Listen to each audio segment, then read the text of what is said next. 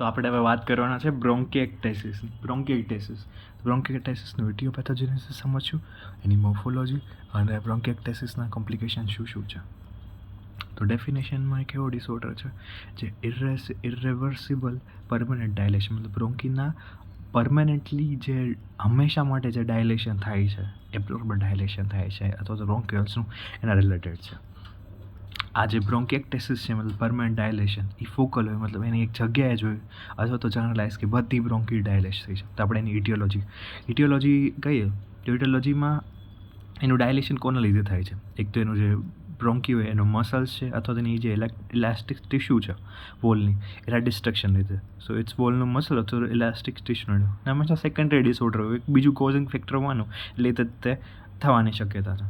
હવે non obstructive આના type છે બ્રોન્કિટિસ, મતલબ નોન ઓબ્સ્ટ્રક્ટિવ અથવા તો પોસ્ટ ઇન્ફ્લામેટરી, કે વચ્ચે આડું નથી ગયું લીધે. તો મોસ્ટલી જનરલી ઇન્ફ્યુઝ ટાઈપ હોય અને ડાયલેટેશન થ્રુ આઉટ લંગ હોય, મતલબ ડિફ્યુઝ એટલે બધી જ જગ્યાએ હોવાની શકે, એટલે નોન ઓબ્સ્ટ્રક્ટિવ. પણ ઇટ્સ કાઇન્ડ ઓફ ફોકલ હોય જે થ્રુ આઉટ લંગ ના હોય, પણ એ ચાઇલ્ડહુડ ઇન્ફેક્શનના લીધે થતું હોય, જેમ કે મીઝલ્સ ને પર્ટુસિસ.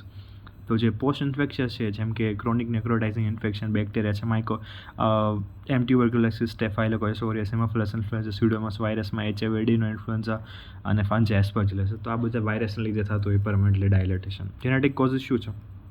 કાટા જેનર ઇમોટાઇલ સિલિયા સિન્ડ્રોમ, મતલબ ઇમોટાઇલ સિલિયા સિન્ડ્રોમ નામ જ કહે છે, એટલે પ્રાઇમરી સિલિયા ડિસ્કાઇનેશન. એટલે આ એવો ઓટોસોમલ રિસેસિવ સિન્ડ્રોમ છે જેમાં સિલિયરી ફંક્શન જ લોસ થઈ જાય. સિલિયરી ફંક્શન લોસ થઈ જાય કારણ કે એના ઇનર અથવા તો આઉટર ડાયન આર્મ્સ ના હોય. સિલિયરી ફંક્શન લોસ થઈ ગયું એના લીધે સિક્રિશનનું ક્લિયરન્સ નહીં થાય, રિટેન્શન ઓફ સિક્રિશન થશે.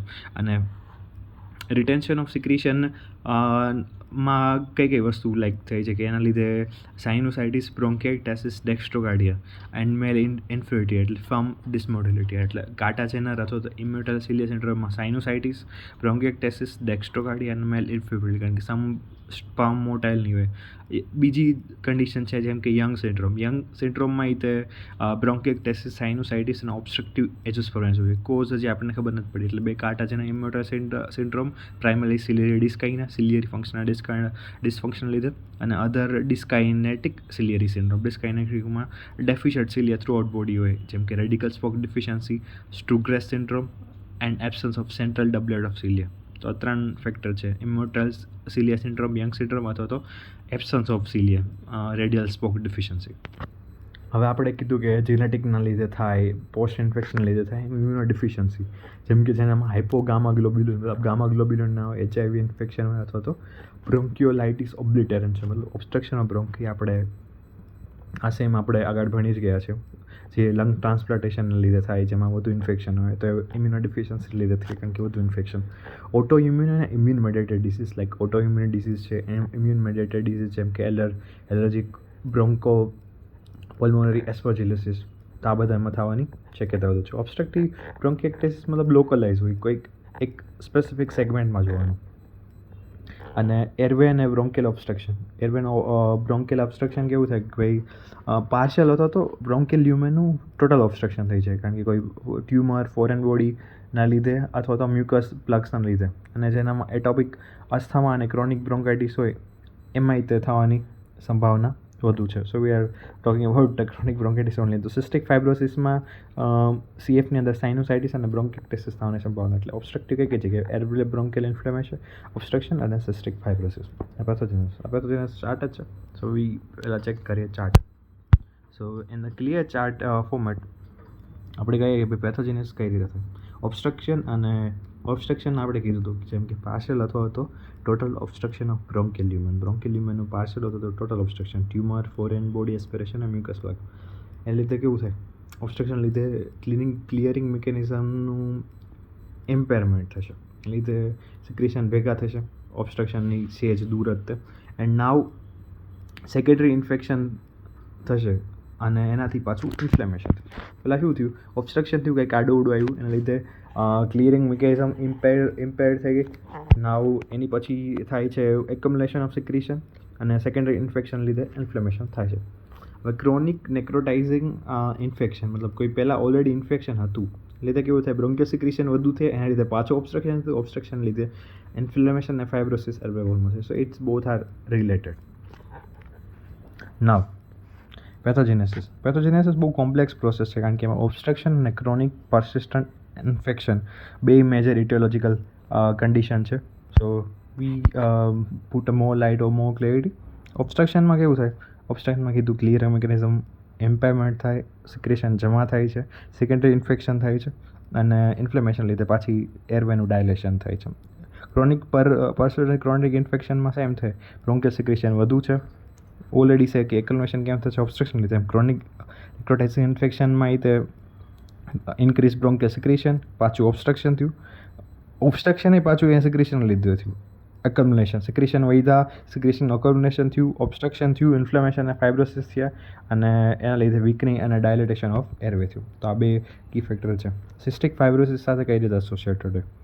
તો આનાથી ખબર પડે આપણું ઇન્ફેક્શન અને ઓબ્સ્ટ્રક્શન બેનું જે આપણું ઇમ્પોર્ટન્સ, મહત્વ. તો સિસ્ટિક ફાઇબ્રોસિસમાં કેવું થાય કે મ્યુકોસિલરી એક્શનમાં ડિફેક્ટ હશે, એટલે જે થિક વિસ્ટિડ સિક્રેશન છે એ જમા થશે, એરવેનું ઓબ્સ્ટ્રક્શન થશે, અને એનાથી ફેવર કરશે માઇક્રોબિયલ ઇન્ફેક્શન. અને રિપીટેડ ઇન્ફેક્શનથી એરવેની જે વોલની એરવે વોલ હોય એ ડેમેજ થઈ જાય, અને એના લીધે બ્રોન્કી અને બ્રોન્ક્યુલ્સનું ડાયલેટેશન થશે. સો બે ઓબ્સ્ટ્રક્શન અને ક્રોનિક persistent નેક્રોટાઇઝિંગ ઇન્ફેક્શન બંનેનું ઇમ્પોર્ટન્સ છે. સિક્રેશન રિલેટેડ જ છે બંને. એટલે અસ્થમા અને સિસ્ટિક ફાઇબ્રોસિસમાં એલર્જીક હાઇપર સેન્સિટિવ રિએક્શન ફંગસના લીધે એલર્જીક બ્રોન્કોપલ્મનરી એસ્પર્જિલોસિસ કરી દે, અને એ પ્રોક્સિમલ બ્રોન્કેક્ટેસિસનો એક પ્રીડિસ્પોઝ થવા માટે રિસ્પોન્સિબલ છે. Now V discuss about morphology. ડિઝીઝની morphology શું છે? મોર્ફોલોજી ઇઝ ઇઝી કે ભાઈ ગ્રોસ અને માઇક્રોસ્કોપિક પેથોલોજી જોઈએ તો ક્લાસિફિકેશન આપણે બ્રોન્કેલ ડાયલેશનના શેપ પ્રમાણે કરશું. પહેલાં તો બે રીતે, એક બ્રોન્કેલ ડાયલેશનના શેપના લીધે અને ઇન્વોલ્વમેન્ટ કેટલું છે, મતલબ જનરલાઇઝ છે કે લોકલાઇઝ કોઈ સેગમેન્ટમાં છે. આપણે અગર પહેલાં ખાલી જસ્ટ લોકલાઇઝ સેગમેન્ટના પર્સ્પેક્ટિવથી જ કરી લે તો જનરલાઇઝમાં એવું હશે કે ભાઈ બાયલેટરલ હશે અને કોમનલી લોઅર લોબને બધું ઇન્ફેક્ટ કરશે. જો ઇન્વોલ્વમેન્ટના એક્સટેન્ટલી જોવા જઈએ તો જનરલી જે ખાલી બાયલેટર બંને લંગને ઇન્ફેક્ટ કરે અને લોઅર લોબને કોમનલી ઇન્ફેક્ટ કરતો હોય, પણ લેફ્ટ લોબ વધુ કોમનલી અફેક્ટ થાય. લોકલાઇઝ ખાલી એક સિંગલ સેગમેન્ટ ઓફ લંગમાં જ તે વધુ જોવા મળે. નાવ અકોર્ડિંગ ટુ શેપ ઓફ બ્રોન્કોડાય, મતલબ સેક્યુલર હોય સિસ્ટિક, કારણ કે એમાં બ્રોન્કીમાં એન્ડ ડાયલેટેડ, મતલબ એક સેક, મતલબ કોથળી જેવું સેક, મતલબ સિસ્ટિક સેક્યુલર. સિલિન્ડ્રિકલ ટ્યુબ્યુકલ એમાં યુનિફોર્મ અને મોટર ડાયલ, મતલબ ટ્યુબ જેવા ટ્યુબ્યુલર, અર્થ તો સિલિન્ડ્રિકલ. ફ્યુઝિફોર્મ એટલે fusiform kind of dilatation. I will show the diagram. અને વેરિકોસ બ્રોન્કેક્ટેસિસમાં ઇરેગ્યુલર આડેધડ diagram. So this is diagram. Saccular માં કઈ રીતે જોવા મળશે? ભાઈ સેક્યુલરમાં એન્ડમાં બ્લેન્ડ, મતલબ એન્ડલી ખુલે છે ઓપન. So it's end. સિલિન્ડ્રિકલમાં ટ્યુબ્યુકલ છે, ફ્યુઝિફોર્મ છે, મતલબ સેક્યુલર સિલિન્ડ્રિકલ, અને આ વેરિકોસ કે ભાઈ ઇરેગ્યુલર છે. તો ગ્રોસ, આપણે એની ગ્રોસ મોર્ફોલોજી પહેલાં ક્લાસિફિકેશન જોયું બે રીતે. ગ્રોસ મોર્ફોલોજીમાં બ્રોન્કી ને બ્રોન્કિયલ તો ડાયલેશન થાય છે, એ જ આપણી એની ડેફિનેશન હતી બ્રોન્કેક્ટેસિસની. પ્રુલર સર્ફેસ સુધી ડાયલેશનનું એક્સટેન્ડ 4 ટાઈમ જેટલું હોવાનું વધુ છે. કટ સરફેસમાં ડાયલેટેડ બ્રોન્કી અને બ્રોન્કિયલ્સ, સેક્યુલર સિલિન્ડ્રિકલ અને વેરિકોઝ જોવા મળે કટ સરફેસ. મતલબ સૌથી પહેલાં તો બ્રોન્ક્યુલ્સ ડાયલેશન કેટલું થશે કટ સરફેસમાં જોવા મળે, અને બ્રોન્કાઇની જે વોલ હોય એ થિકન, કારણ કે એમાં ફાઇબ્રોસિસ જોવા મળે. લ્યુમેન થિક અને મ્યુકોપુરુલન્ટ સિક્રેશન દ્વારા ભરેલું હોય છે. મ્યુકોસલ સરફેસ કન્સિસ્ટેડ હોય છે. So it's brief idea about.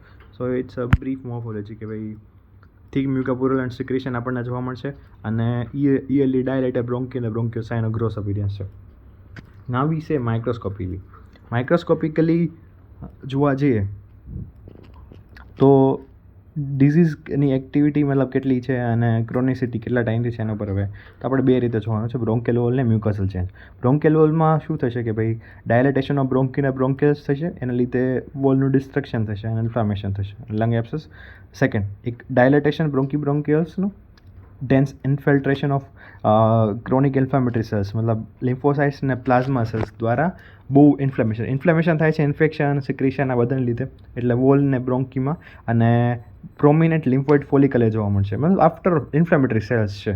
ડાયલેટેશન, inflammatory cells અને બ્રોન્કી અને બ્રોન્કેલ વોલનું ફાઇબ્રેશન થશે ક્રોનિક કેસમાં, અને લીધે પાછું લ્યુમેન્સનું ઓબ્લિટેરેશન થશે. મ્યુકોસલમાં જેલમાં એવું થશે કે ડિસ્ક્વેમેશન ઓફ લાઇનિંગ એપિથેલ્સ અને અલ્સરેશન જોવા મળશે. લાઇનિંગ કોલમના સેલ્સમાં સ્યુડો સ્ટ્રેટિફિકેશન અને સ્ક્વેમસ મેટાપ્લેશિયા જોવા મળશે.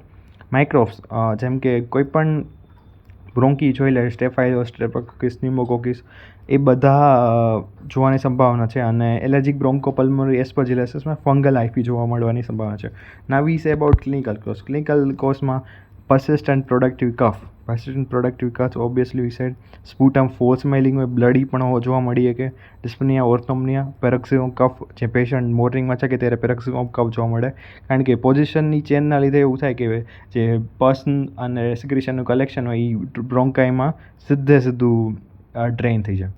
સો now it is time to know causes શું હોય કે ભાઈ અપર રેસ્પિરેટરી ટ્રેકના ઇન્ફેક્શન અને લોઅર અપર રેસ્પિરેટરી ટ્રેકના infection virus common cold pharyngitis જે થતા હોય, અને લોઅર રેસ્પિરેટરીમાં બેક્ટેરિયા વાયરસ માઇકોપ્લાઝ્મા દ્વારા થતો.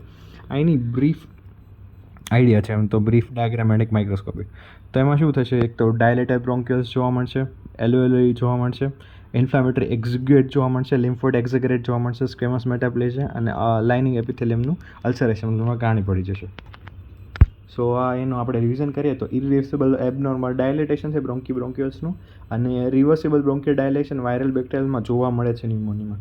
કાર્ટાજેનલ ઇમોર્ટલ સિલિયા સિન્ડ્રોમ ઓડોઝોમલ રેસેસિવ છે, કારણ કે એમાં લેક ઓફ સિલિયરી ફંક્શન થાય. સાઇનોસાઇટિસ, બ્રોન્કિએક્ટેસિસ અને ડેક્સ્ટ્રોકાર્ડિયા જોવા મળે. બ્રોન્કિએક્ટેસિસમાં ઓબ્સ્ટ્રક્શન થાય અને મતલબ કોઝિંગ ફેક્ટર ઇટિયોલોજિકલમાં, અને ક્રોનિક પરસિસ્ટન્ટ નેક્રોટાઇઝિંગ ઇન્ફેક્શન છે. નોર્મલ લંગમાં નોર્મલી આપણે બ્રોન્ક્યુલ્સ જો 2 થી 3 સેન્ટીમીટર જેટલું કટ ના કરે જોવા ન પડે. બ્રોન્કિએક્ટેસિસમાં તો પ્લુરાથી જ આપણને ડાયલેટ એરિયા ખબર પડે. કોમ્પ્લિકેશન શું છે, lung abscess, pneumonia, emphysema, septicaemia, meningitis, osteomyelitis, metastatic abscess, કોડ પલ્મોનરી એસ્પર્જિલોમા, હેમોપ્ટાઇલિસ, એસ્પી ફેવરન, જર્નલાઇટ એમોલાઇડિસિસ.